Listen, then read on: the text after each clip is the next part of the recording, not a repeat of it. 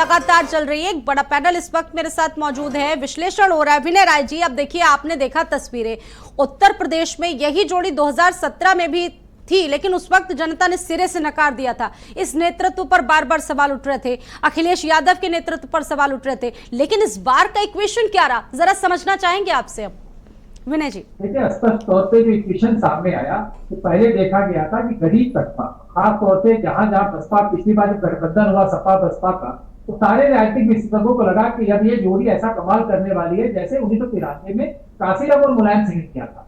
लेकिन इसके उलट देखने को परिणाम मिला कि दलित मतदाताओं ने जहां भी ईवीएम पर ये देखा कि हाथी का सिंबल नहीं है, उससे तत्काल अपने आप को किनारा किया और भारतीय जनता पार्टी को चुनी।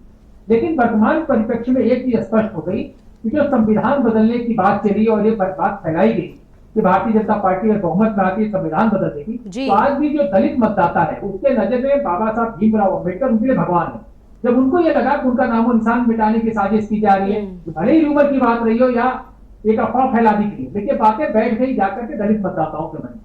दूसरी बात, मैं ये नहीं कह सकता कि एकदम दरकिनार हो गया था संघ और योगी आदित्यनाथ, क्योंकि योगी आदित्यनाथ ने जितनी जनसभाएं की, ठीक है, टिकटों में भागीदारी नहीं थी योगी आदित्यनाथ जी की, क्योंकि उन्होंने उस पर हाई कमान और उनका पार्लियामेंट्री बोर्ड तय करता रहा किसको कहां टिकट देना है। संघ ने जरूर उस तरह की सक्रियता नहीं निभाई, लेकिन एक होता है कि आपके साथ जाना, एक होता है कि विरोध में जाना, और एक होता है कि हम निष्क्रिय हो जाना। तो संघ की उस तरीके से सक्रियता इस बार चुनाव में नहीं, ये जाहिर सी बात है। लेकिन सबसे बड़ा मुद्दा काम किया है बेरोजगारी का, जो अग्निवीर योजना के तौर पर समझाया गया, जो नौजवान सड़कों पे दौड़ते थे। दूसरा, जो पेपर आउट पे लगातार हर परीक्षाओं की लड़का बड़े उम्मीद से फॉर्म भरता है और यूथ उससे नाराज हुआ। तीसरा, संविधान को लेकर के, और 10 साल के बाद जो लगातार मैक्सिमम कैंडिडेट उसी को रखा गया थावत, और उनकी जो नाराजगी थी, जो सांसद थे अपने क्षेत्रों में उनकी जो निष्क्रियता थी, उसका परिणाम था कि इस बार वो नाकामयाब हुए हैं। और सबसे असरदार मसला था कि माइनॉरिटी वोट का एक पैसे का भी डिवीजन नहीं हुआ है। जो पहले बसपा कुछ काट लेती थी, कहीं आरएलडी काट लेती थी, कहीं कांग्रेस ले जाती थी, इस बार कांग्रेस और सपा के गठबंधन को 100% माइनॉरिटी ने अपना वोट दिया है। और यह कहें कि बीजेपी के विपक्ष में पड़ने वाले, सर 18% से वोट परसेंटेज जो है वो भी बढ़ गया है, 18 से 33% समाजवादी पार्टी का वोट शेयर हो गई। ये भी अपने आप में बड़ी बात है। सेंट्रल यूपी में जिस तरीके से समाजवादी पार्टी ने कमाल किया है, और ये अभी तक का रिकॉर्ड है जो समाजवादी पार्टी ने तोड़ दिया है। मेरे साथ मेरे सहयोगी सीमाब भी जुड़े हुए हैं, उनसे भी बातचीत करेंगे। सीमाब, आपके पास क्या जानकारियां है? पूरे उत्तर प्रदेश में इस बार समाजवादी पार्टी और कांग्रेस ने मिलकर कमाल कर दिया। विश्लेषक विश्लेषण ही नहीं कर पा रहे थे। अब जिस तरीके से एग्जिट पोल आया उसमें कुछ और बातें कही गई, लेकिन तमाम चीज़ों को उत्तर प्रदेश की जनता ने करके दिखाया, और काफ़ी ज़्यादा उत्साहित करने वाले परिणाम समाजवादी पार्टी के लिए। आप किस तरीके से इन तमाम चीज़ों को देख रहे हैं? देखिए, जो एग्जिट पोल की बात है, एग्जिट पोल तो सरासर झूठे साबित हुए, और एग्जिट पोल की क्रेडिबिलिटी अब जनता के बीच में धीरे धीरे खत्म होती जा रही है। जो कि सर्वे किए गए थे वो एकदम गलत साबित हुए, क्योंकि हम लोग भी फील्ड पे थे। हम लोगों ने देखा कि भारतीय जनता पार्टी की वो लहर इस बार नहीं थी जो हमेशा हुआ करती थी। हमने 14 के भी चुनाव देखे, हमने 17 के भी चुनाव देखे, हमने 22 का भी चुनाव देखा, और अब 24 का चुनाव भी हम लोग देख रहे हैं कि किस तरह से जो है वो जनता का क्या मूड रहा। आप ये सोचिए कि राम मंदिर का मुद्दा भारतीय जनता पार्टी ने जोर शोर के साथ उठाया था। 22 जनवरी को प्राण प्रतिष्ठा की गई, पूरे देश का वीआईपी अयोध्या में मौजूद रहा, और बाद में तमाम मंत्रिमंडल वहां पर जाते रहे, हर प्रदेश से। कभी उत्तर प्रदेश का जाता था, कभी मध्य प्रदेश का जाता था, कभी उत्तराखंड का जाता था, सभी लोग जाते रहे। लेकिन आप सोचिए कि धरातल पर क्या राम मंदिर का मुद्दा कामयाब हुआ? फेल हो गया पूरी तरह से। अयोध्या भी भारतीय जनता पार्टी हार गई, और अरुण गोविल किसी तरह से, जिन्होंने राम का किरदार निभाया था रामायण में, वो भी अपनी सीट जैसे तैसे बचा पाए, नहीं तो उनकी सीट भी हार जाती। चित्रकूट यहाँ भी हार गए। आप देखिए कि कहां कहां पे जो है वो बुरी तरह से हार का भारतीय जनता पार्टी को सामना करना पड़ा। तो जाहिर है कि अखिलेश यादव और राहुल गांधी की ये जोड़ी और मेहनत तो पीडीए का जोर, जो समाजवादी पार्टी ने पीडीए का जोर बनाया था, जोर चलाया था, वो पीडीए का जोर चल गया, और बीजेपी ओबीसी वोटर्स को एकजुट नहीं कर सकी। ये देखिए सबसे बड़ा, और जो फैक्टर्स है, जो तमाम मुद्दे गिनाए गए थे समाजवादी पार्टी की तरफ से, कांग्रेस की तरफ से, वो मुद्दे भी कमाल कर गए, जनता के बीच घर कर गए। केपी मलिक जी, बड़े चेहरे उत्तर प्रदेश में चुनाव हार गए, तमाम बड़े चेहरे बीजेपी के थे वो चुनाव हार गए, स्मृति ईरानी, केंद्रीय मंत्री कौशल किशोर और भी बहुत सारे नाम हैं इसमें, क्या वजह मानते हैं? देखिए स्वाति, अगर आप देखेंगे भारतीय जनता पार्टी के लगभग 10 जो केंद्रीय मंत्री थे वो चुनाव लड़ रहे थे, वो तमाम लोग हार गए हैं। मैंने जैसा कि पहले भी कहा कि धरातल पे मुद्दा बेरोजगारी का, संविधान को बचाने का और भारतीय जनता पार्टी की जो एंटी कॉम्बेंसी 10 साल से थी उसका था। और आपने देखा होगा कि लास्ट में प्रधानमंत्री ने जिस तरह की भाषा का प्रयोग किया उससे भी कहीं ना कहीं लोग आहत थे कि प्रधानमंत्री जी इतने निम्न स्तर पर जा सकते हैं। अब आप मछली का मुद्दा उठा रहे हैं, आप मुस्लिम का मुद्दा उठा रहे हैं, आप मटन का मुद्दा उठा रहे हैं, ये प्रधानमंत्री के स्तर के मुद्दे नहीं हैं।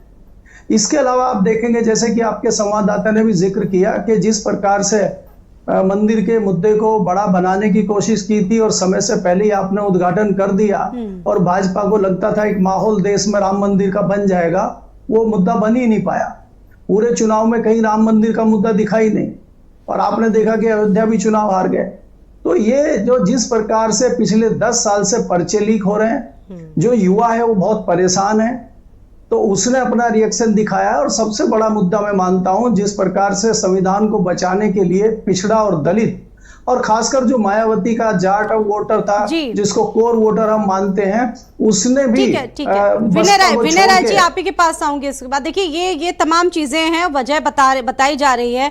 अच्छा, सबसे बड़ा फैक्टर बताया ये भी जा रहा है कि पुराने सांसदों को रिपीट कर दिया गया। एक तो वैसे ही 10 साल से एंटी इनकम्बेंसी फैक्टर था, दूसरी तरफ संघ और सरकार में भी तालमेल सामंजस्य नहीं था, विनय राय जी ये भी बताया गया, जो मतलब मानना है कैडर ने ग्राउंड से पूरी दूरी बरकरार रखी। आप क्या मानते हैं कि ये बीजेपी की उत्तर प्रदेश में बड़ी हार हो सकती, जहां 62 सीटें 2019 में मिली थी, मैं 33 सीटों पर सिमट गई बीजेपी? योगी आदित्यनाथ का जोर नहीं चला, क्यों नहीं चला सर?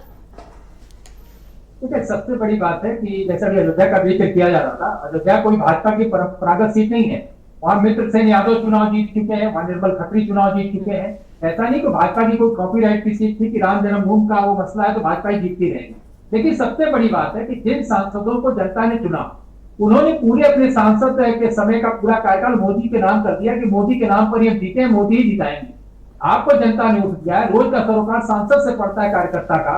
अगर उसकी बात नहीं सुनी जाएगी तो कार्यकर्ता क्या करेगा? कार्यकर्ता से लड़ने नहीं आएगा। जब उसका समय आएगा, चुनाव का समय आएगा, तो निष्क्रिय हो जाएगा। और यही देखने को मिला है। इस बार उस पर जिस तरह से सक्रिय भागीदारी होती थी चुनाव में, उस तरीके तो खुलकर सामने नहीं आया। क्योंकि जब वो जानता था कि उसका काम नहीं हो रहा है तो उसका आपकी ने जान क्यों दे, गर्मी में क्यों अपने पसीने बहाए। और पहले देखा जाता था, एक तो और मैं बताऊं कि राम जन्मभूमि को लेकर जिस तरह से हाइप क्रिएट की गई, जो राम को लाए हम उनको लाएंगे, तो लोगों ने आमतौर पर कहा भाई राम तो सबको लाए हैं, राम को कौन लाने वाला हुआ? तो मुद्दा उतना ही बनाया जाए जितना मुद्दा बन जाए, तो खुद जो मुद्दे बनते हैं वो ज्यादा असरदार। अच्छा, पूर्वांचल में भी विनय जी जोर नहीं चला। पश्चिमी उत्तर प्रदेश की बात करें तो पश्चिमी उत्तर प्रदेश में हालांकि एक सीट आरएलडी ने जीत ली है, जयंत की एक सीट वहां पर जीत चुकी है, लेकिन बड़ा सवाल यह है कि आपको कौन सा फैक्टर लगता है जो वहां पर बीजेपी कमाल नहीं कर सकी? क्योंकि बड़े चेहरे थे, संजीव बालियान थे, तमाम बड़े चेहरे वहां पर लगातार उतारे गए थे। खुद भूपेंद्र चौधरी भी जाते थे कैंपेनिंग करने के लिए, और साथ ही साथ अरुण गोविल की अगर बात करें, जैसा कि हमारे सहयोगी सीमा बता रहे थे, अरुण गोविल भी बहुत अच्छे अंतर से नहीं जीते हैं, बहुत बस किसी तरह से उन्होंने अपना वजूद कायम रखा, सीट बचा ली। वहां पर संगठन में भी काफी नाराजगी थी क्योंकि अरुण गोविल को जब से उनका नाम सामने लाया गया था। जी देखिए, एक छोटा सा एग्जांपल दे रहा हूँ। योगी आदित्यनाथ को उत्तर प्रदेश का मुख्यमंत्री बनाया गया और जब वो सीट खाली हुई तो 3 महीने के अंदर ही वह उपचुनाव हुआ और वहां की सीट भारतीय जनता पार्टी हारी। तो एक तरफ 303 सीटों से ज्यादा भारतीय जनता पार्टी विधानसभा जीतने के बाद गोरखपुर की सीट, जो कि परंपरागत भारतीय जनता पार्टी की सीट है, उसको हारी। तो सबसे बड़ी बात है, भारतीय जनता पार्टी ने तो न तो कास्ट समीकरण का ध्यान दिया, न तो स्थानीय मुद्दे किस पर नाराजगी है, किस कैंडिडेट से जनता नाराज है, कौन जनता के बीच में नेता पॉपुलर है, उसका एकदम दरकिनार कर दिया गया। और इसके एक एग्जाम्पल केवल आप मेरठ मत लीजिए, आप गाजीपुर लीजिए, आप चंदौली को लीजिए, आप बलिया को लीजिए, आप अम्बेडकर नगर को लीजिए। क्योंकि परिस्थितियां खिलाफ है तो आप ठीक किसी को है। जब केपी मलिक जी, आप ही के पास आऊंगी। सीमा भी मेरे साथ, मेरे सहयोगी जुड़े हुए हैं। केपी मलिक जी, अब देखिए जो वर्तमान का सिनेरियो दिख रहा है, जो पूरा परिदृश्य दिख रहा है, उसमें इस वक्त किसका पलड़ा भारी देख रहे हैं आप? क्योंकि देश की निगाह आप किसकी सरकार बनने जा रही है। हालांकि एनडीए के पास अभी ठीक ठाक सीटें हैं, वो राष्ट्रपति से मिलने भी आज तमाम नेता जाएंगे। अब ये बताइए कि नीतीश बाबू का रुख क्या रहेगा, क्योंकि वो आमतौर पर इससे पहले भी कई बार अपना पाला बदले हैं और काफी पाला बदलने के लिए वो जाने जाते हैं। सबसे ज्यादा नजर तो उन्हीं पर है इस वक्त। देखिए स्वाति, अगर आप देखेंगे, पहले तो मैं पश्चिमी उत्तर प्रदेश के लिए करेक्ट कर दूं, जयंत चौधरी की पार्टी राष्ट्रीय लोकदल ने 2 सीटें जीती हैं, जिन पे वो लड़ रहे थे, बागपत और बिजनौर। खैर, दूसरा आप दिल्ली की बात कर रहे हैं। दिल्ली में जो नई कवायद चल रही है सरकार बनाने की जी, उसमें एक तरफ तो संघ की बैठक चल रही है और संघ जो है ये चाहता है कि मोदी और अमित शाह के बिना सरकार बने, और उसमें शिवराज चौहान, गडकरी और राजनाथ जी के नाम की चर्चा चल रही है। इनमें से किसी नाम को आगे करके एनडीए के सहयोगियों को बढ़ाने की बात है। लेकिन इतनी आसानी से अमित शाह और मोदी पीछे हटने वाले नहीं हैं, तो एक घमासान दिखाई देता है। दूसरा यह है कि आसानी से नीतीश कुमार और चंद्रबाबू नायडू भारतीय जनता पार्टी के साथ आते हुए दिखाई नहीं दे रहे, क्योंकि आपको याद रखना चाहिए कि लगभग 2 महीने जेल में चंद्रबाबू नायडू रहे थे, और वो इस बीच जब वो जेल से बाहर आए या जेल जाने से पहले उन्होंने दर्जनों कोशिश की थी प्रधानमंत्री मोदी से मिलने के लिए, और प्रधानमंत्री उनसे कभी नहीं मिले। तो कहीं ना कहीं तल्खी एक नाराजगी है। वो चुनाव में उन्होंने गठबंधन किया था अपने हितों को साधने के लिए, जैसे तमाम राजनीतिक दल करते हैं, अपने फायदे नुकसान के लिए उन्होंने किया था। अब वो किसी भारतीय जनता पार्टी के या अमित शाह के दबाव में नहीं है। अब उनको उचित निर्णय लेना है। तो इतनी आसानी से भारतीय जनता पार्टी की सरकार बनती हुई नजर नहीं आ रही है। लेकिन मुझे नहीं लगता कि कांग्रेस बहुत उत्साहित होगी सरकार बनाने के लिए, क्योंकि कांग्रेस आंकड़े से बहुत दूर है। इसलिए वो जो सहयोगी दल है उनसे बातचीत कर रही है कि आप क्या चाहते हैं। तो अभी मुझे लगता है इसमें थोड़ा टाइम लगेगा। आराम से भारतीय जनता पार्टी की सरकार भी मुझे बनती हुई नजर नहीं आ रही। बिल्कुल, ये परिदृश्य जिस पर आप लोग लगातार विश्लेषण कर रहे हैं, आप लोगों की नजरें बनी। सीमा भी मेरे साथ मौजूद है, बातचीत कर रहे हैं हम उनसे भी लगातार। सीमा, आपका जो विश्लेषण है पश्चिमी उत्तर प्रदेश की अगर बात करें, तो एक जहन में लोगों के सवाल ये है कि क्या जयंत चौधरी ने मिलकर कोई बड़ा खेला तो नहीं कर दिया है? जी देखिए, बिल्कुल आपको बताएं कि जयंत चौधरी भी जो है वो समाजवादी पार्टी के साथ थे पहले, फिर भारतीय जनता पार्टी के साथ गए, उनको 2 सीटें मिली, और अब जो है वो सरकार बनाने की अब कोशिश में सब लोग लगे हुए हैं कि सरकार कैसे बनाई जाए और किस तरह से उनके पाले में ज़्यादा लोग आएँ, क्योंकि भारतीय जनता पार्टी के खुद के दम पर 240 सीटें हैं, और इसके अलावा एनडीए गठबंधन के साथ सारी की सारी सीटें जो है वो हैं। अब उसमें नीतीश कुमार और चंद्रबाबू नायडू पर सबकी नज़र है। और एक शेर से पूरी बात हम कर दें कि अक्सर यही हुआ है सियासत के इश्क में, मंगनी किसी से हो गई, शादी किसी के साथ। तो राजनीतिक लोगों का कोई बहुत जो है वो वजूद नहीं होता है। अब वो जहाँ पर भारी पल्ला होगा वहीं पर जो है वो जाते हुए राजनीतिक दल के लोग नजर आएंगे। हालांकि एनडीए के साथ वो पूरा चुनाव लड़े, लेकिन जो पिछला सिनेरियो देखा जाए चंद्रबाबू नायडू का, वो जेल भी गए थे। नीतीश कुमार का इतिहास सबको मालूम है कि भारी भरकम चीज़ हाथ में होनी चाहिए। अब ऐसे में बड़ा आसान भारतीय जनता पार्टी के लिए भी नहीं है कि इन लोगों को जो है वो संभाल कर रखा जाए, क्योंकि सभी जो राजनीतिक दल अलग अलग हैं उनको समझ लीजिए तराजू में तौलने के बराबर है। मेंढक को जैसे तराजू में तौला जाए, कोई उछल के इधर जाएगा, कोई उछल के उधर जाएगा, जब तक मजबूत वजन नहीं होगा। तो अब सरकार बनाने की दिशा में सारे लोगों की निगाहें लगी हुई हैं कि सरकार कैसे बनाई जाए। हालांकि एनडीए के पास बहुमत है, अगर सारे राजनीतिक दल उनके गठबंधन के साथ ही साथ में रहे तो सरकार बनाना कोई मुश्किल का काम नहीं है। और कल प्रधानमंत्री नरेंद्र मोदी ने इस बात का जिक्र भी किया कि हम लोग सरकार बनाने जा रहे हैं। बहरहाल इतनी आसानी से बहुत दिन बाद मौका मिला है कांग्रेस को और दूसरे लोगों को, तो इतनी आसानी से मौका जो है वो देंगे नहीं।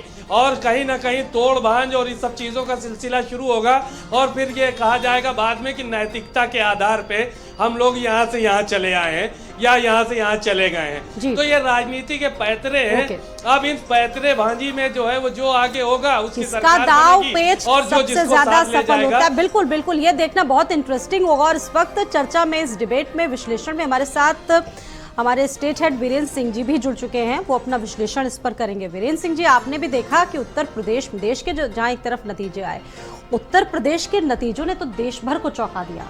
आपका अपना विश्लेषण क्या कहता है? कौन से ऐसे मुद्दे थे जो सबसे ज्यादा प्रभावित किए गए? समाजवादी पार्टी की तरफ से उत्तर प्रदेश की जनता में जो काम कर गए, ये जोड़ी तो कमाल कर गई जी। देखिए, ये साफ है कि भाजपा उत्तर प्रदेश में हार गई। बीजेपी ने जो उम्मीदें बांधी थी वो पूरी नहीं हुई। बीजेपी यूपी में बुरी तरह से हारी है और समाजवादी पार्टी बहुत बम्पर जीती है। अखिलेश यादव और राहुल गांधी की जोड़ी को जनता ने पसंद किया है और बीजेपी का कोई मुद्दा चला नहीं। राम मंदिर को लेकर जिसकी शुरुआत हुई थी, उस राम मंदिर के मुद्दे पर बीजेपी फेल हो गई और पूरे अयोध्या मंडल में बीजेपी चुनाव हार गई। तो ये जो चीजें हैं ये दर्शाती हैं कि ये जो धर्म की बातें आई, ये जो तमाम सारे पाकिस्तान की बात आई, हिंदू मुसलमान की बात आई, इन सबको तरजीह नहीं मिल पाई है। इन सब पर जो है राम नगरी भी सहमत नहीं हुई है और यहाँ पर जातियों के समीकरण ने भारी उलटफेर किया है। भाजपा बार बार प्रत्याशियों को रिपीट कर रही थी, 30 में से 26 लोग उनके हार गए हैं और ये जो तीसरी बार टिकट पाए थे। तो ये दर्शाता है कि ये जो जिनकी छवि खराब थी और उनको आप बार बार थोप रहे हैं जनता पर, तो जनता ने उनको स्वीकार नहीं किया है। और दूसरा देखिए, उत्तर प्रदेश में ये बात साफ हुई कि ये जातियों का प्रदेश है और जातियों का आधार जिसका मजबूत रहेगा वो चुनाव जीतेगा। अखिलेश यादव ने समझदारी के साथ टिकट बांटे। जो विधानसभा में उन पर टिकट गड़बड़ वितरण के आरोप लगे थे उसको उन्होंने बदल दिया। उन्होंने यादव समाज के लोगों को बजाय उन्होंने ओबीसी से, जो बहुत बड़ी संख्या में खास तौर से कुर्मी समाज के लोग जो हैं उनको टिकट दिया। जो निषाद से हैं, जो मौर्य साख कुशवाहा है, उनको टिकट दिया और बड़ी जातियों को उन्होंने अपने साथ जोड़ा है। ये जब 10 साल की सरकार होती तो एंटी इनकम्बेंसी भी होती है जी। इसको बीजेपी क्यों नहीं भाप पाई? मोदी के नाम पर वोट मिलता रहा और वो ये बात सोच रहे थे कि हम 400 पार का नारा दिए, इसको भी हम जीत लेंगे। जीत तो नहीं पाए। 400 पार के ही नारे ने इनका सबसे ज्यादा नुकसान कर दिया। ये तो एग्जिट पोल से हवा बंधी हुई थी कि अब की बार फिर हो जाएगा और कई सारे एग्जिट पोल ने 400 पार कर भी दिया था। लेकिन गुब्बारा जो गैस का था वो एक पिन चुभी और फूट गया।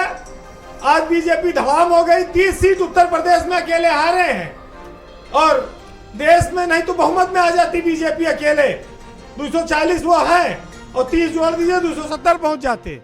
सरकार बनाएंगे वो, लेकिन ये जरूर है कि ये सरकार एक कमजोर सरकार होगी, एक मजबूत सरकार नहीं बन सकती है ये।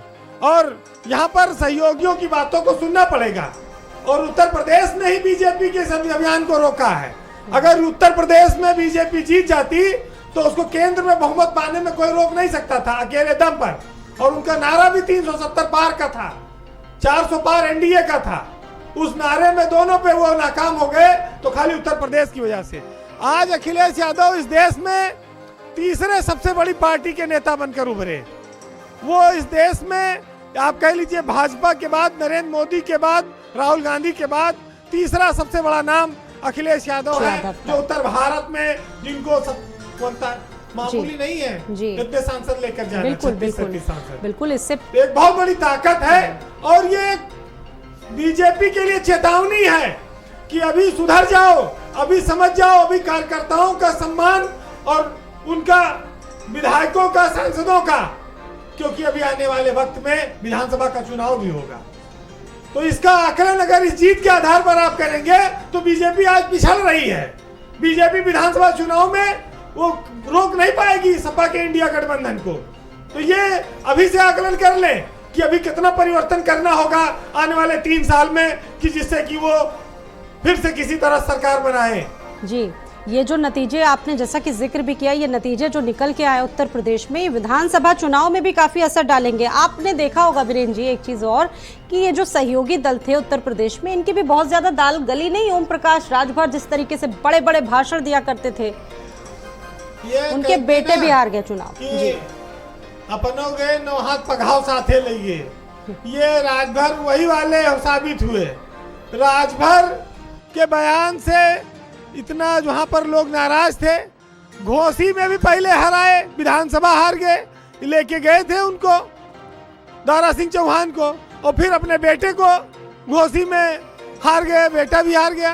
और राजभर समाज का वोट कितना है, उसके चक्कर में बीजेपी को कितना बड़ा नुकसान हुआ। और राजभर कौन से समझदार नेता कहे जाएंगे? संजय निषाद का लड़का विधायक है, संजय निषाद खुद मंत्री हैं, एमएलसी हैं, उनका लड़का सांसद था। राजभर ने तो अपने परिवार में कुछ लिया नहीं था, और अगर उनको लड़ना था तो छड़ी के बजाय भाजपा सिंबल पे लड़े होते। और यही वजह रही है कि ललितेश त्रिपाठी भी हार रहे हैं भदोही में, जो ये कमल के वो फूल लेके चले आए वहां से जाके ममता बनर्जी का, यहाँ उस फूल को कौन पहुंचानेगा? टीएमसी के यहाँ तो, हाँ यहाँ तो अगर वो साइकिल के सिंबल पे लड़े होते, कांग्रेस के सिंबल पे लड़े होते, तो उनकी बात कुछ और रहती।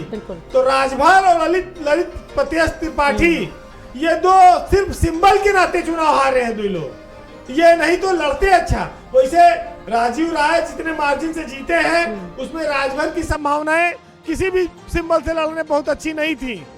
और देखिए, जनता जो है ज़्यादा बड़बोलापन पसंद नहीं करती है, जनता ज़्यादा अहंकार भी पसंद नहीं करती है। भाजपा के पास जो सरकार में जो एजेंसियां हैं, जो काम होते रहे, उसको लोगों ने अच्छा नहीं माना है। उसको आप एक दिन में नहीं आकलन कर सकते। आप जनता की भावनाओं को कितने दिन तक दबा के रख। देखिए, वोट पड़ रहा था, कोई चिल्लाया, कहीं शोर मचा, लोग कहे बहुत साइलेंट है लोग। अरे जब आदमी डर जाएगा तो साइलेंट ही तो रहेगा, वो जाएगा वोट डालाएगा। भाई समस्या इस बात की है कि जब हम सत्ता पक्ष के खिलाफ उसकी नीतियों को, उसकी कमियों को कोई खुलकर आलोचना नहीं कर पाएगा, तो फिर रास्ता क्या बचता है लोगों के साथ? उनको 5 साल का इंतजार करना पड़ता है।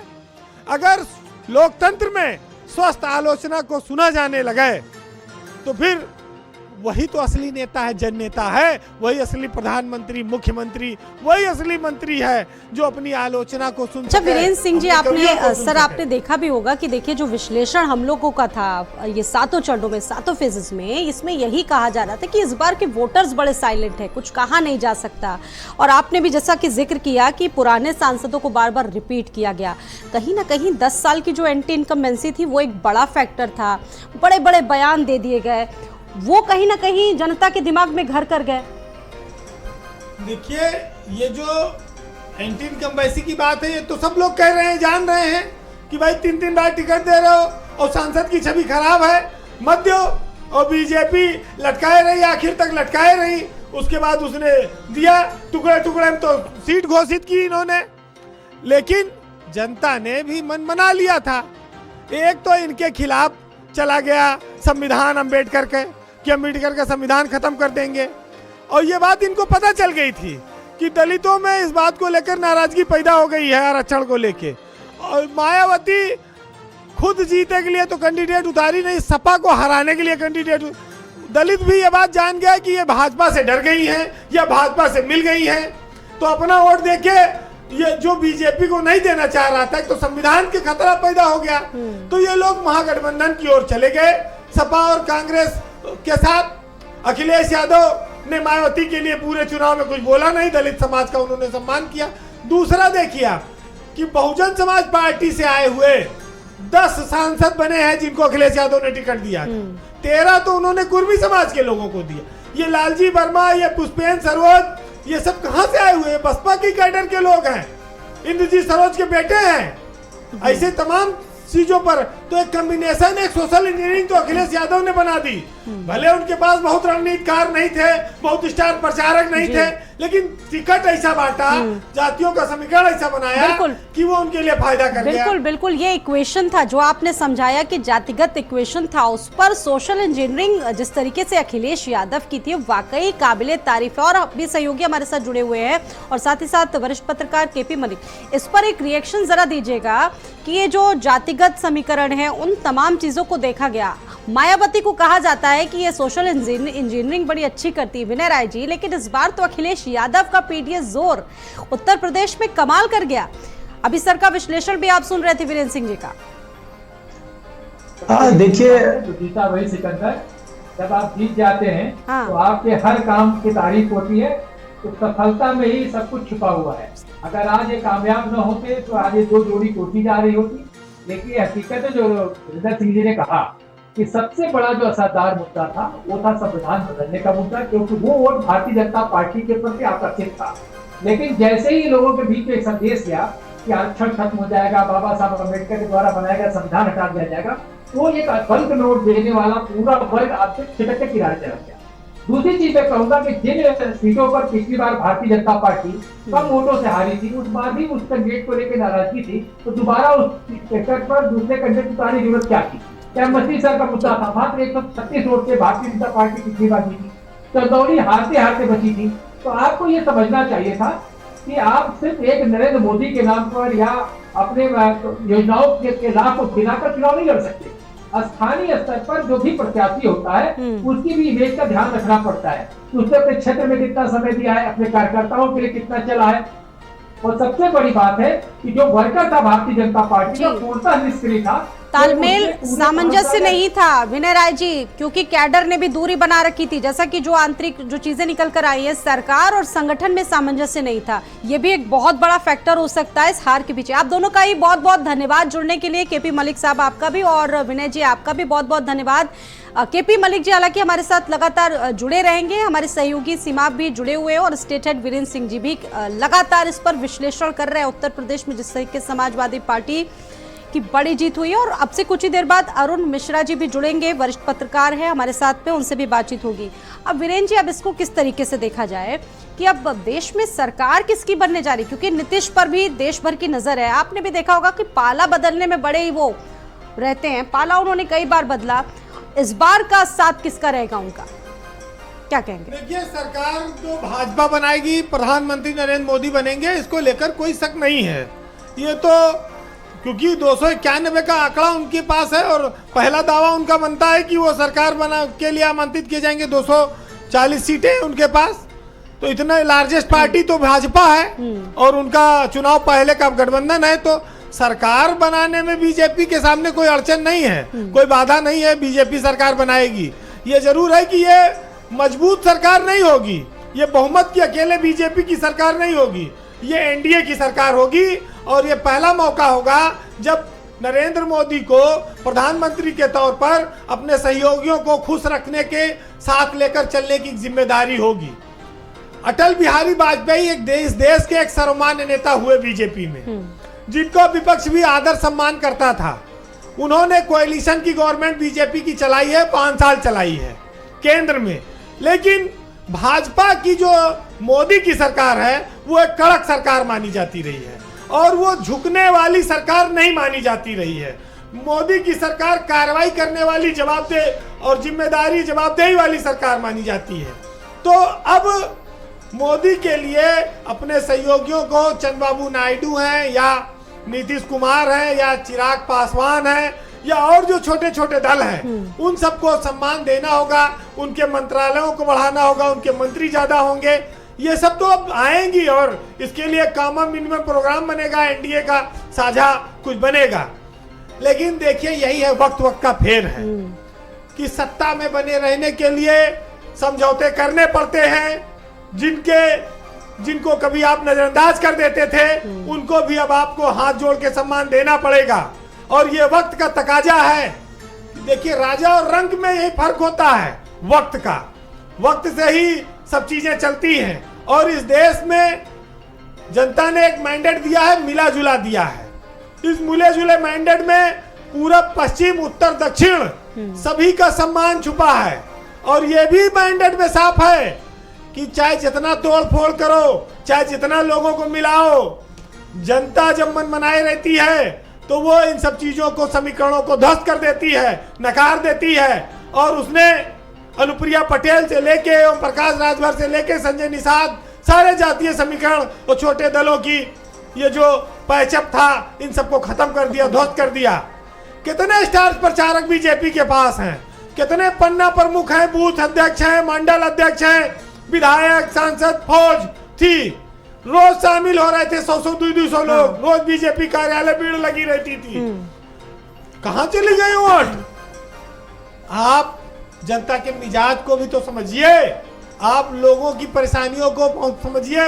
मोबाइल से सूचना पहुंचाने से काम नहीं होगा, डोर टू डोर लोगों की भावना को समझना पड़ेगा। वीरेंद्र जी, इस बार कहा जा रहा था कि इस बार देश भर में, प्रदेश की अगर बात करें, मोदी जी से ज्यादा योगी जी का फैक्टर चल रहा था। उत्तर प्रदेश बड़ा, जैसा उत्तर प्रदेश एक सबसे बड़ा राज्य है, 80 सबसे ज्यादा सर्वाधिक सीटें आती, अगर यहाँ पर योगी फैक्टर भी काम नहीं करता है तो आपको क्या लगता है? देखिए, जब योगी के सवाल आप करती हैं तो ये बहुत अच्छी बात है, क्योंकि उत्तर प्रदेश में दो लीडरशिप सामने थी। एक थी मोदी का चेहरा था, एक योगी का चेहरा था। अमित शाह हमेशा चाणक्य की भूमिका में रहे, रणनीतिकार की भूमिका में रहे हैं।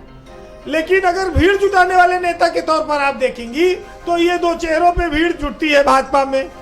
योगी आदित्यनाथ ने अपना गढ़ बचा लिया है, पूरे प्रदेश की जिम्मेदारी थी, लेकिन पूरे प्रदेश में बीजेपी का जो सुपड़ा साफ हुआ है उसमें योगी आदित्यनाथ गोरखपुर मंडल को बचा के लाने में काफी हद तक कामयाब रहे।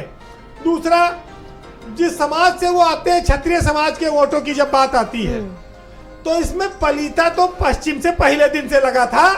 ये कोई योगी की देन नहीं है, ये पलीता तो जब संजीव बालियान का खुलकर विरोध हो गया मेरठ में और इन्हीं के बीजेपी के पूर्व विधायक ने कर दिया, तभी ये बात क्लियर थी। और बात तो आई गुजरात से चली थी, लेकिन जब आपके 4 फेज के बाद राजा भैया के इलाके में चुनाव आया तो अनुप्रिया पटेल ने सबसे ज्यादा डैमेज किया क्षत्रियों की भावना को, राजा के खिलाफ बोलकर। रघुराज प्रताप सिंह, राजा भैया उत्तर प्रदेश में बड़ा फैक्टर, एक बड़ा ठाकुरों का चेहरा है और राष्ट्रीय फलक पर भी उनकी बहुत ज्यादा पसंद है, उनको लोग स्वीकार करते हैं। ये अलग बात है कि उन्होंने अपने फलक को कभी ज्यादा बढ़ाया नहीं, अपनी पार्टी बनाई, अभी उसको उतना विस्तार नहीं दे पाए। लेकिन जब अनुप्रिया पटेल ने उनके खिलाफ बोला तो फिर लोगों में बात गई चर्चा में, और उसी का नतीजा आप देख लीजिए। फैजाबाद में कम ठाकुर हैं, सुल्तानपुर में कम ठाकुर हैं, प्रतापगढ़, कौशाम्बी, इलाहाबाद, ये पूरा बेल्ट साफ हो गया ना जौनपुर तक। तो ठाकुरों की बहुत बड़ी संख्या है वहां पर, और ठाकुरों के सबसे बड़े नेता को अगर आपने कोस दिया तो योगी जी जो है क्या सबके मुंह पे ले जाके कपड़ा बांध देंगे कि ना बोलो? हाथ थोड़ी पकड़ के जबरदस्ती वोट डलवा देगा कोई। उत्तर प्रदेश में सहयोगियों को काबू करने में बीजेपी नाकाम रही है, और इसी नाकामी की वजह से चाहे ओम प्रकाश राजभर का मामला हो और चाहे अपना दल की अनुप्रिया पटेल का, बहुत बड़ी नेता बन गई है भाई वो, और 2 बार वो केंद्रीय मंत्री रही। उनके पतिदेव भी उत्तर प्रदेश में मंत्री हैं। अब आज पता लगा कि एक सीट पे आ गई, लाला पड़ गया। ये बीजेपी के पीठ पे बैठ के बैतरणी पार करने का बहुत जमाना चला गया कि जब तुलसीदास साहब पकड़ के नदी पार के जाते रहे। अब वो जमाना बीत गया, अब तो डूब जाओगे। अब जनता ने आपको 10 साल मौका दिया, ये अनुप्रिया पटेल हो या जो संजय निषाद हो, आप लोगों को जनता ने खूब मौका दिया। अब आपने उस मौके के बदले में क्या दिया? खाली ये लोगों को बयानबाजी, भाषणबाजी और समाजों को, अलग अलग लोगों को गाली देना, लोगों को नाराज करना, ये तो बीजेपी का नुकसान करके गए हैं। वो भी लगातार इस पर विश्लेषण कर रहे हैं। अभी आप वीरेंद्र जी के विश्लेषण को सुन रहे हैं, और देखिए सबसे बड़ी बात कि बड़े बड़े चेहरे बीजेपी में जो उतारे गए, पूरी फौज उतार दी गई। स्मृति ईरानी ले लीजिए, मेनका गांधी ले लीजिए, अजय मिश्रा टेनी ले लीजिए, संजीव बालियान जिसका जिक्र कर रहे थे अभी वीरेंद्र जी, वो तक चुनाव हार चुके हैं उत्तर प्रदेश में। स्मृति ईरानी इसमें सबसे बड़ा नाम है। केंद्रीय मंत्री मोहनलालगंज सीट से कौशल किशोर, क्या आंकलन है इसमें आपका? केपी मलिक जी। जिस प्रकार से अभी वीरेंद्र जी ने जिक्र किया है, हम्म, भारतीय जनता पार्टी ये भूल गई कि उनकी जमीन नीचे से खिसक रही है। गुजरात में जहां से प्रधानमंत्री मोदी, गृह मंत्री अमित शाह आते हैं, उस राज्य में भारतीय जनता पार्टी का इतने लंबे समय के बाद चुनाव हारना, भले ही 1 सीटें पे हारी हो, जबकि संभावना ये थी कि वहां 3 सीटें भारतीय जनता पार्टी हार सकती है। और आप साउथ में जाके कह रहे हैं कि हम जो है सीटें बढ़ा रहे हैं, भारतीय जनता पार्टी का जनाधार बढ़ रहा है, और आपको अपने गुजरात की खबर नहीं है। आपका जो सबसे लोकप्रिय, सबसे ज्यादा सीटें देने वाला उत्तर प्रदेश है, उसकी खबर नहीं है। आप ये देखिए कि उत्तर प्रदेश में जिस तरह का व्यवहार अमित शाह और केंद्रीय नेतृत्व का रहा, उसने बहुत भयंकर डैमेज भारतीय जनता पार्टी को उत्तर प्रदेश में किया। उसके तमाम कारण हैं। योगी को नहीं साथ पाना, ठाकुर समाज का पहले चरण में ही खुल के विरोध करना, उनके विधायकों का विरोध करना, तो ये जताता है कि भारतीय जनता पार्टी में कहीं ना कहीं अंदर एक ऐसा आग लगी हुई थी जिसको बुझाने में भारतीय जनता पार्टी का शीर्ष नेतृत्व कामयाब होता दिखाई नहीं दिया। इसके अलावा आप देखेंगे जिस प्रकार से आपके सहयोगी संगठन थे, चाहे वो आरएसएस हो, चाहे बजरंग दल हो, चाहे विश्व हिंदू परिषद हो, जो बढ़ चढ़ के आपकी सारे क्रियाकलापों में आगे रहते थे, वो निष्क्रिय हो गए। तो भारतीय जनता पार्टी को ये ऐसा नहीं है कि उनको ये मालूम नहीं था, उनको पता था, लेकिन उनको ये लग रहा था कि मोदी के चेहरे पे और मंदिर की हवा में और 400 पार के नारे में सब सीटें हम पिछली बार की तरह निकल जाएंगे। लेकिन जिस प्रकार से उनका अहंकार था, वो जनता में उसका नेगेटिव प्रभाव गया। और मैंने फिर कहा कि जिस प्रकार से आपने संविधान को तोड़ने के लिए, संविधान को बदलने के लिए, बेरोजगारों पे दमन चक्र चलाने के लिए आप उन पे लाठी बजा रहे हैं, उनके पर्चे लीक हो रहे हैं, तो वो जो बेरोजगार युवा थे उन्होंने अपना रिएक्शन दिया है, जिससे भारतीय जनता पार्टी को उत्तर प्रदेश में ही नहीं तमाम राज्यों में नुकसान हुआ है। इसके अलावा मैं उत्तर प्रदेश में ये जिक्र करना नहीं भूलूंगा कि अखिलेश यादव ने जिस प्रकार इस बार टिकट बांटने का काम किया है, जातीय समीकरण को साधने का काम उन्होंने किया है, इसमें भी एक अभूतपूर्व सफलता अखिलेश यादव को मिली है और भारतीय जनता पार्टी को उसका नुकसान हुआ है। 17 प्रत्याशी उन्होंने दलित उतारे और अपने परिवार की अगर बात करें तो सिर्फ 5 प्रत्याशी जो थे वो यादव थे, बाकी किसी भी यादव को वोट उन्होंने दिया नहीं इस बार। जी, यादवों का टिकट काटना, दूसरा मुस्लिम समाज के लोगों को कम टिकट देना, मुरादाबाद जैसी सीट पे एसटी एसएन का टिकट काटना, कहीं ना कहीं शुरू में लग रहा था कि शायद नुकसान होगा, लेकिन वहां पे भी फायदा हुआ है और किसी भी कैंडिडेट की बहुत कम अंतर से जीत नहीं हुई है। 1 डेढ़ लाख से ऊपर जीतना जताता है कि भारतीय जनता पार्टी के खिलाफ कितना रोष लोगों में था, जो रिफ्लेक्ट करता है नतीजों में। जी ओके, बिल्कुल। वीरेंद्र सिंह जी, आप ही के पास आएंगे। 90% आबादी और ओबीसी में कुर्मी पटेल का जिस तरीके से आपने देखा कि सामंजस्य था, समाजवादी पार्टी का पूरा पीडीए जोर चला है, सर क्या कहेंगे इसमें? देखिए, पीडीए का नारा अब लोगों के समझ में आ रहा है कि पीडीए क्यों अखिलेश यादव ने चलाया था। और महत्वपूर्ण बात यह है कि जब भाजपा वोट मांगती है तो ये कहती है कि आपका एक एक वोट मोदी को जाएगा, कैंडिडेट को ना देखो। और कैंडिडेट तीसरी बार आ गया वही जिससे जनता नाराज थी, तो कब तक कैंडिडेट का ना देखो, जब वही बार बार आ रहा है जो लोगों के काम नहीं करता, जो लोगों की बात नहीं सुनता, जिसकी छवि खराब है, और वही कैंडिडेट। तो नुकसान इसीलिए हुआ, मोदी के नाम पर नुकसान नहीं है, ये कैंडिडेट का नुकसान है। दूसरा, अखिलेश यादव को बार बार ये कहते हैं भाजपा वाले कि ये तो मुल्ला मुलायम और ये मुसलमान पाकिस्तान खुश हो जाएगा, कांग्रेस जीत जाएगी। ये आज बड़ी संख्या में ओबीसी वोट अखिलेश यादव के साथ चला गया। वो देश के तीसरे बड़े नेता के बन के उभरे हैं अखिलेश यादव। इस उत्तर प्रदेश ने बीजेपी की उम्मीदों पर पानी फेर दिया सिर्फ अखिलेश यादव की वजह से। अखिलेश यादव पूरे चुनाव में संयमित रहे, कोई भी बयान ऐसा नहीं आया। ना आजम खां जेल में बंद है, नहीं तो कंट्रोवर्सी जरूर पैदा होती। अखिलेश यादव अकेले 80 से ज्यादा 82 जनसभा उन्होंने की, एक आदमी अपने कंधे पर पूरा चुनाव लेकर दौड़ता रहा और एक तरफ पूरी फौज रही। तो ये चीजें दर्शाती हैं कि आप रोज आरोप हिंदू मुसलमान जातिवाद करके कितने दिन तक वोट लेंगे। आपको जमीन पर लोगों के लिए करना होगा, आपके मंत्रियों को करना। अब टेनी हार गए, महेंद्र नाथ पांडे हार गए, बड़े बड़े नाम, स्मृति जी हार गई, अब कौशल किशोर लखनऊ हार गए, उनकी पत्नी जहां मलिहाबाद से विधायक है वहां भी वो हार गए। तो ये चीजें क्यों होती हैं? ये चीजें तब होती हैं जब जनता आपसे ऊब जाती है, जब लोगों को लगता है कि सब खाली हवा में चल रही चीजें, सब खाली उल्लू बनाया जा रहा है। जी वक्त हमारे पास कम है। अच्छा, बीएसपी पर क्या रिएक्शन देना चाहेंगे? बीएसपी की सुप्रीमो मायावती ने भी ट्वीट कर दिया, कह रही है बीएसपी को भारी नुकसान हुआ है। और साथ ही साथ आपने देखा होगा कि आज मुख्यमंत्री योगी आदित्यनाथ जी का जन्मदिन भी है। वो उत्साह जो दिखना चाहिए था, शायद नतीजे इस तरीके से आए, वो दिख नहीं रहा है। देखिए, मायावती ने तो अपने हाथ से अपने पैर पे कुल्हाड़ी मारी है।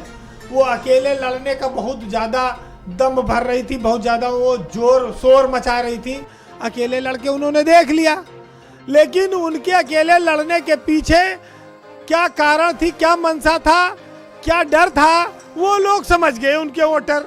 और वो जान गए कि ये बीजेपी की मदद कर रही हैं, ये अखिलेश यादव को हराना चाहती हैं। इसमें मायावती एक्सपोज हो गई और इसलिए उनका वोटर भाग गया। भतीजा गया था, कुछ 2-4 जगह बोला, सभा किया, लेकिन उसका भी उन्होंने पर कतर दिया और उसके खिलाफ मुकदमा अलग हो गया। हालांकि उसको सुरक्षा भी मिल गई थी बीच में। ये भी जो है बहुजन समाज में बात चली गई कि बीजेपी ने उनको भतीजे को वाई कैटेगरी सुरक्षा।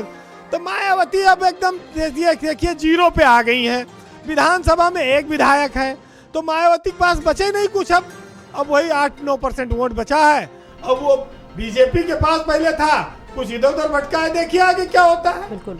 लेकिन एक चीज जरूर कहूंगा कि उत्तर प्रदेश में योगी आदित्यनाथ की सरकार के लिए ये कठिन दौर है बहुत जी। और मुख्यमंत्री के तौर पर अगर उनका ये एक बुलडोजर हो, ये इनका कानून व्यवस्था ना होती, माफियाओं पर ये अतीक अहमद और मुख्तार अंसारी जैसे लोग, तब तो ये बीजेपी और डूब जाती। ये इसी तो वोट पाए हैं, थोड़ा बहुत जो मिला है इनको, नहीं तो इनकी और सीटें कम हो जाती। ये तो योगी ने थोड़ा ये अपनी सत्ता की जो कानून व्यवस्था की इमेज बनाकर वोट हासिल कर लिया है, नहीं तो ये राशन पर भाषण चला कर खाली मामला पीछे और गायब हो जाए। जी केपी मलिक जी, इस पर एक रिएक्शन आपसे जानना जरूर चाहेंगे।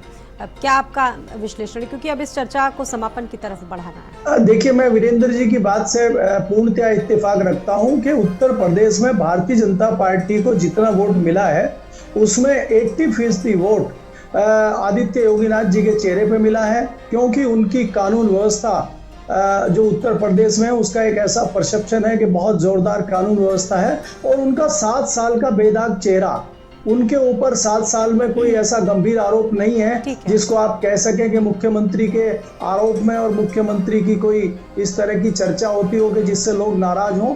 तो लोकप्रिय मुख्यमंत्री और प्रदेश की कानून व्यवस्था ने भारतीय जनता पार्टी को काफी हद तक वोट दिलाने का काम किया है, जिससे आज हमें लगता है कि उत्तर प्रदेश में अगर भारतीय जनता पार्टी की जो साख बची है उसका श्रेय सीधा सीधा योगी आदित्यनाथ को जाता है। और मुझे लगता है कि मैं वीरेंद्र जी की इस बात से सहमत नहीं हूं कि उनके लिए कठिन दौर है। मुझे लगता है वो मजबूत होकर उभरेंगे और अब वो निर्णय अपने आप ले पाएंगे। जो दिल्ली का नेतृत्व बीच में दखलंदाजी करता था, एक दबाव बनाता था, अब वो योगी आदित्यनाथ पे नहीं होगा। मैं इस संभावना से बिल्कुल इनकार नहीं कर सकता कि योगी अब खुल के आएंगे, क्योंकि हमें ये भी जानना चाहिए कि कहीं ना कहीं योगी के कंधे पर आरएसएस का भी हाथ है और आरएसएस लगातार उनके सपोर्ट में रही है।